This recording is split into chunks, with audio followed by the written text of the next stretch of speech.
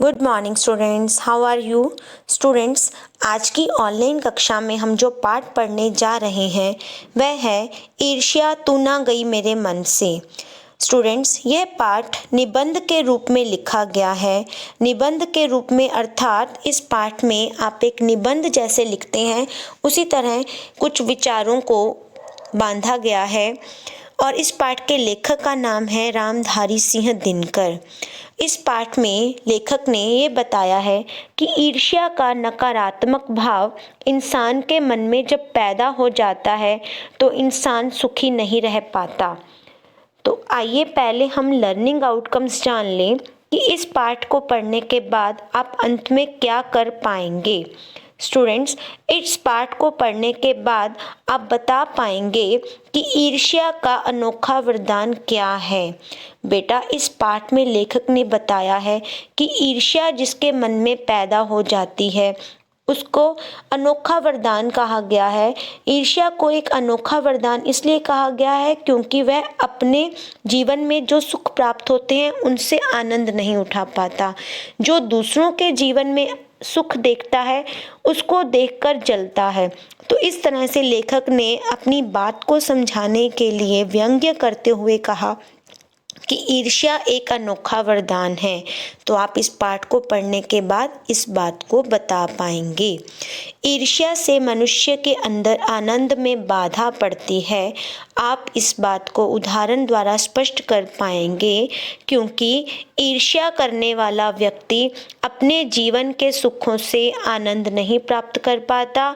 अपने जीवन में जो सुविधाएं मिलती हैं उनसे सुख नहीं उठा पाता, अपितु दूसरों के जीवन के सुखों को देखकर हमेशा तुलना करता रहता है, जिस कारण उसका जीवन सुख में नहीं रहता, उसका जीवन दुख से भर जाता है। ईर्ष्या चिंता से भी बदतर होती है, इसके बारे में लिख पाएंगे। स्टूडेंट्स, इस पाठ में बताया गया है कि ईर्ष्या जो भाव हमारे मन में जब पैदा हो जाता है तो चिंता से भी बड़ा, चिंता, स्ट्रेस, टेंशन, जो आप इस तरह से इस शब्द को प्रयोग करते हैं, सुनते हैं कि मुझे बहुत स्ट्रेस हो रहा है, तो चिंता से भी बदतर बोला गया है, बहुत घटिया बोला गया है ईर्ष्या को।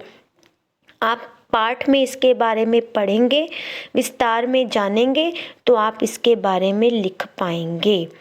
ईर्ष्या से बचने व ईर्ष्यालु लोगों से बचने के उपाय लिख पाएंगे। स्टूडेंट्स, पाठ में लेखक ने ईर्ष्या के बारे में बात की है कि ईर्ष्या जिसके मन में पैदा हो जाती है वह व्यक्ति कभी सुखी नहीं रह पाता। लेकिन पाठ में ही लेखक ने ईर्ष्या से बचना कैसे है, ईर्ष्या से बच कैसे सकते हैं और ईर्ष्यालु लोगों से कैसे बच सकते हैं, इसके उपाय भी बताए हैं। जब आप पाठ पढ़ लेंगे तो आप इस बारे में लिख सकेंगे। आप बता सकेंगे कि ईर्ष्या से कैसे बचा जा सकता है और ईर्ष्यालु लोगों से कैसे बचा जा सकता है। चलिए स्टूडेंट्स, अब हम ज्ञान सागर का पाठ 20 ईर्ष्या तू ना गई मेरे मन से का अध्ययन शुरू करते हैं। इस पाठ में आप पढ़ने जा रहे हैं कि ईर्ष्या का भाव व्यक्ति के मन से नहीं गया। इस बारे में लेखक रामधारी सिंह दिनकर चर्चा कर रहे हैं।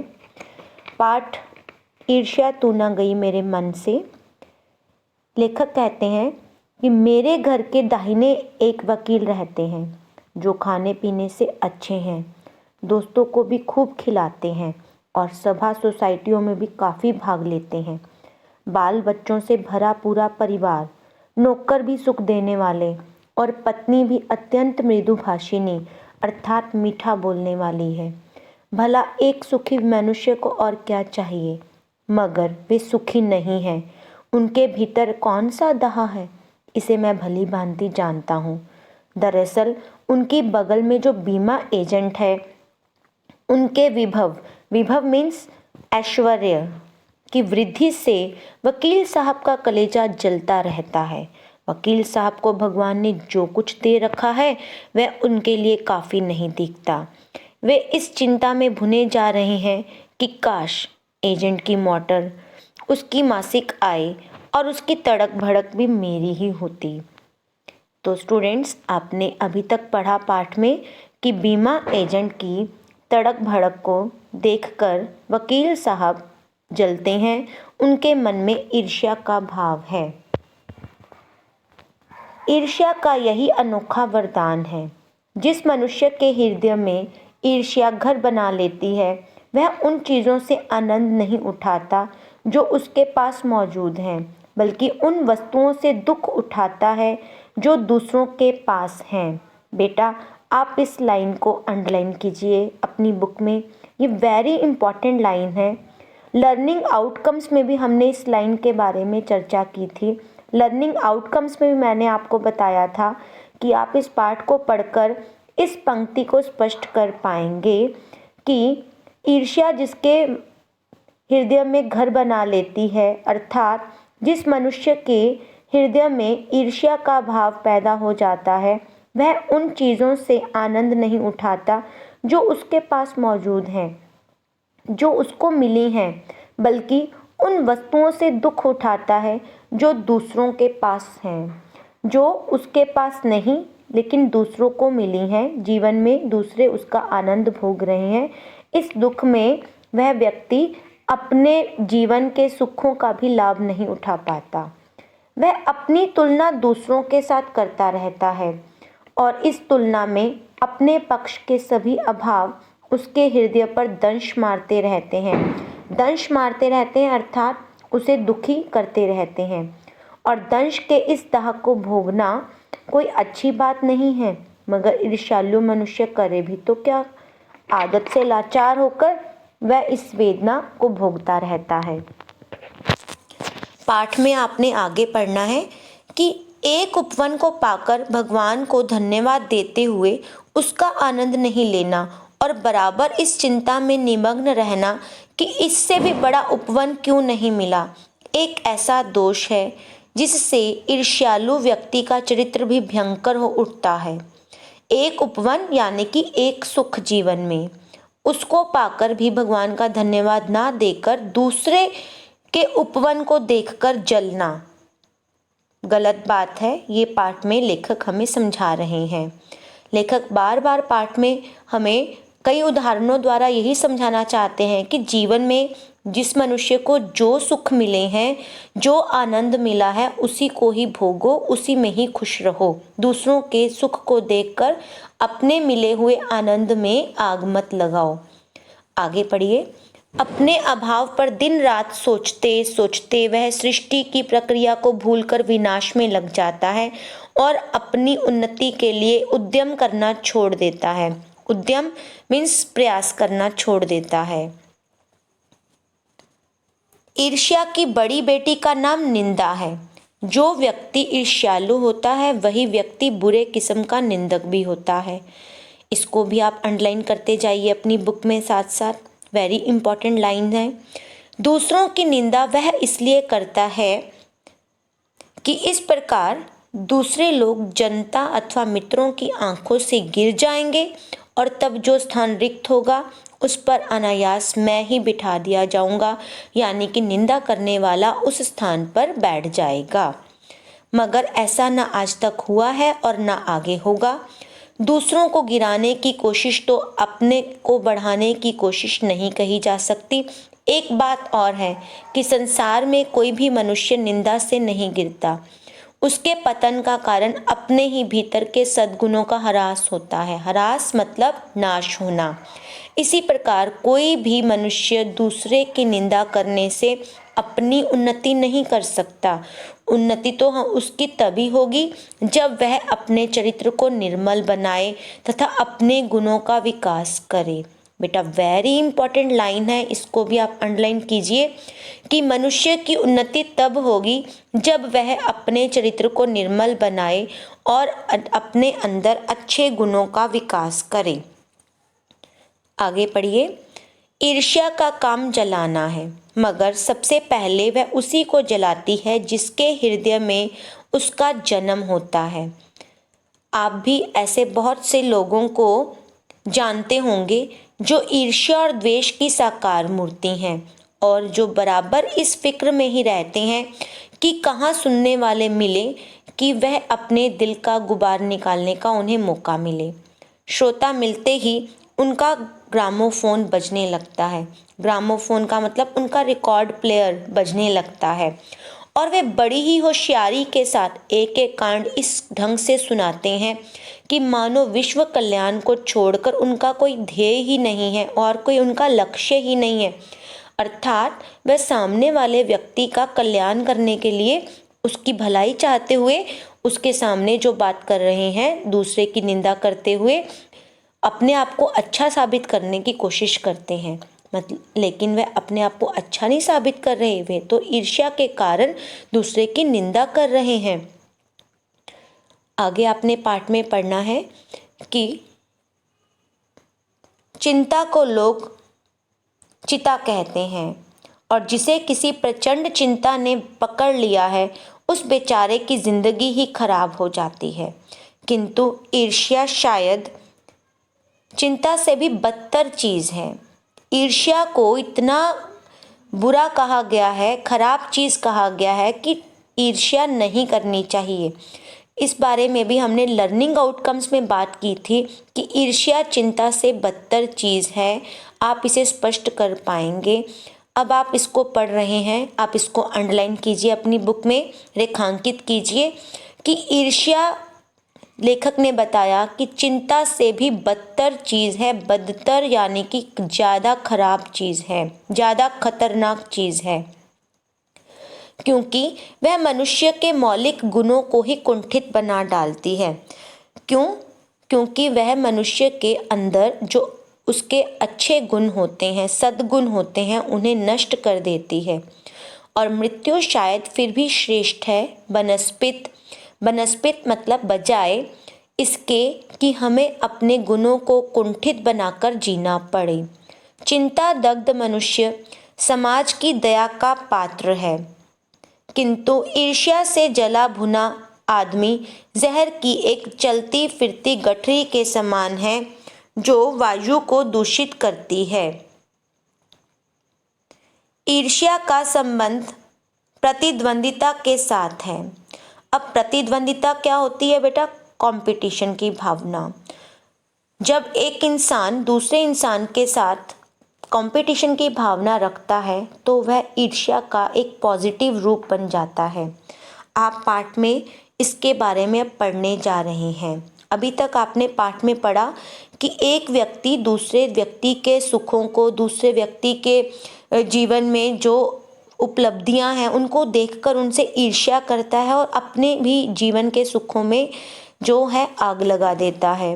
लेकिन अब ईर्ष्या का संबंध प्रतिद्वंदिता से होता है। इसके बारे में आप पढ़ने जा रहे हैं। प्रतिद्वंदिता से हम ईर्ष्या का सकारात्मक रूप लेंगे, जिस कारण एक व्यक्ति दूसरे व्यक्ति से आगे निकलने के लिए कुछ प्रयास करता है, कंपटीशन की भावना रखता है और मेहनत करता है, जिस कारण वह आगे निकलता है जीवन में।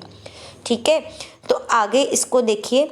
ईर्ष्या का एक पक्ष सचमुच ही लाभदायक हो सकता है, जिसके अधीन हर आदमी, हर जाति और हर दल अपने को अपने प्रतिद्वंदी का समकक्ष बनाना चाहता है। समकक्ष मतलब उसके बराबर आना चाहता है, उसके बराबर आने के लिए प्रयास करना चाहता है।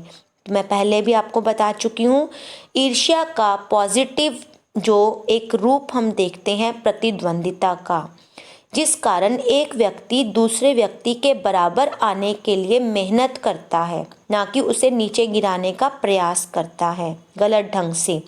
तो इसलिए ईर्ष्या का यह रूप एक अच्छा रूप माना गया है। किंतु यह तभी संभव है, लेखक आगे कहते हैं, किंतु यह तभी संभव है जबकि ईर्ष्यालु व्यक्ति यह महसूस करता है कि कोई चीज़ है जो उसके भीतर नहीं है, कोई वस्तु है दूसरों के पास है किंतु वह उसके पास नहीं है, किंतु वह ये नहीं समझ पाता कि इस वस्तु को प्राप्त कैसे करना चाहिए, और गुस्से में आकर वह अपने किसी पड़ोसी, मित्र या समकालीन व्यक्ति को अपने से श्रेष्ठ मानकर उससे जलने लगता है, जबकि वे लोग भी अपने आप से शायद वैसे ही संतुष्ट हैं। असंतुष्ट हों। इतना आपको समझ लग गया बेटा। आगे, ईश्वर चंद्र विद्यासागर जब इस तजुर्बे से होकर गुजरे तब उन्होंने एक सूत्र कहा। इस तजुर्बे से यानी कि इस एक्सपीरियंस से उन्होंने जो सीखा, उन्होंने एक सूत्र, एक कोट दिया हमें, तुम्हारी निंदा वही करेगा जिसकी तुमने भलाई की है। तुम्हारी निंदा वही करेगा जिसकी तुमने भलाई की है, दूसरा नहीं करेगा। नीचे जब इस कूचे से होकर निकले तब उसने जोरों का एक ठहाका लगाया और कहा कि यार, ये तो बाजार की मक्खियां हैं जो अकारण हमारे चारों ओर भिन भिनाया करती हैं। मक्खियां, उन्होंने किसे कहा? ईर्ष्यालु व्यक्ति को, जो अकारण, बिना कारण के ही हमारे चारों ओर भिन भिनाया करती हैं। ये सामने प्रशंसा और पीछे पीछे निंदा किया करती हैं। हम इनके दिमाग पर बैठे हुए हैं। ये मक्खियां हमें भूल नहीं सकती और चूंकि ये हमारे बारे में बहुत सोचा करती हैं, इसलिए ये हमसे डरती हैं और हम पर शंका भी रखती हैं। और डर के कारण और शंका के कारण ये क्या करती हैं? हमारी निंदा करती रहती हैं। ये मक्खियां हमें सज़ा देती हैं हमारे गुनों के लिए। ऐब को तो ये माफ़ कर देंगी, क्योंकि बड़ों के ऐब को माफ़ करने में भी एक शान है, जिस शान का स्वाद लेने के को ये मक्खियाँ तरस रही हैं। जिनका चरित्र उन्नत है, जिनका हृदय निर्मल और विशाल है, वे कहते हैं, इन बेचारों की बातों से क्या चिढ़ना, ये तो खुद ही छोटे हैं। सारे अनुभवों को निचोड़कर नीत्शे ने एक और सूत्र दिया है। आदमी में जो गुण महान समझे जाते हैं, उन्हीं के चलते लोग उनसे जलते भी हैं। लोग क्यों जलते हैं किसी से? नीत्शे ने कहा कि आदमी में जो गुण महान है, उन महान गुणों को देखकर लोग उनसे जलते हैं। ईर्ष्यालु लोगों से बचने का क्या उपाय है? तो नीत्शे कहते हैं, बाजार की मक्खियों को छोड़कर एकांत की ओर भागो। जो कुछ भी अमर तथा महान है, जो कुछ भी अमर तथा महान है, उसकी रचना और निर्माण बाजार तथा सुयश से दूर रहकर किया जा सकता है। जो लोग नए मूल्यों का निर्माण करने वाले हैं, वे बाजारों में नहीं बसते, वे शोहरत के पास भी नहीं रहते हैं। जहाँ बाजार की मक्खियाँ नहीं भिनकती, वह जगह एकांत है। अर्थात नीत्शे ने कहा है, जिस व्यक्ति ने कुछ नवीन निर्माण करना है, समाज को नए मूल्यों को देना है, तो वह शोहरत के पास नहीं रहता। शोहरत से कोसों दूर, जहाँ बाजार की मक्खियाँ नहीं पहुँच सकती, उस स्थान से दूर एकांत स्थान पर रहता है, एकांत में रहता है और वहाँ रहकर नए मूल्यों का निर्माण करता है, जिस कारण वह ईर्ष्यालु लोगों की पहुँच से दूर हो जाता है। यह तो हुआ ईर्ष्यालु लोगों से बचने का उपाय, किंतु ईर्ष्या से आदमी कैसे बच सकता है, इसके लिए भी उन्होंने एक रास्ता बताया है। ईर्ष्या से बचने का उपाय है मानसिक अनुशासन। जो व्यक्ति ईर्ष्यालु स्वभाव का होता है, उसे फालतू बातों के बारे में सोचने की आदत छोड़ देनी चाहिए। उसे यह भी पता लगाना चाहिए कि जिस अभाव के कारण वह ईर्ष्यालु बन गया है, उसकी पूर्ति का रचनात्मक तरीका क्या है। जिस दिन उसके भीतर यह जिज्ञासा जागेगी, उसी दिन से वह ईर्ष्या करना कम कर देगा। इस तरह से लेखक ने ईर्ष्या से बचने का, ईर्ष्यालु लोगों से बचने का हमें एक तरीका बताया है, उपाय बताया है कि हम अपने अंदर की ईर्ष्या को किस तरह से प्रतिद्वंदिता में बदल सकते हैं। ये भी हमें पाठ में उन्होंने बताया है। लर्निंग आउटकम्स जो शुरू में मैंने आपके साथ डिस्कस किए थे, मुझे उम्मीद है कि अब तक आपको समझ आ गया होगा। आप खुद बता पाएंगे कि ईर्ष्या का अनोखा वरदान क्या है, क्योंकि पाठ के शुरू में आपके साथ मैंने ये डिस्कस किया था। ईर्ष्या से मनुष्य के आनंद में बाधा पड़ती है। आप इसे उदाहरण देकर स्पष्ट कर पाएंगे, क्योंकि पाठ में एक उदाहरण के द्वारा ही इसे स्पष्ट किया गया है। ईर्ष्या चिंता से भी बदतर होती है। आपने ये पाठ में पढ़ा, क्योंकि ईर्ष्या व्यक्ति के मौलिक गुणों को कुंठित बना देती है। आप इसके बारे में पढ़ चुके हैं, तो अब आप इसके बारे में लिख पाएंगे। ईर्ष्या से बचने व ईर्ष्यालु लोगों से बचने के उपाय भी आपने पढ़ लिए हैं। आप इसके बारे में भी लिख पाएंगे। धन्यवाद।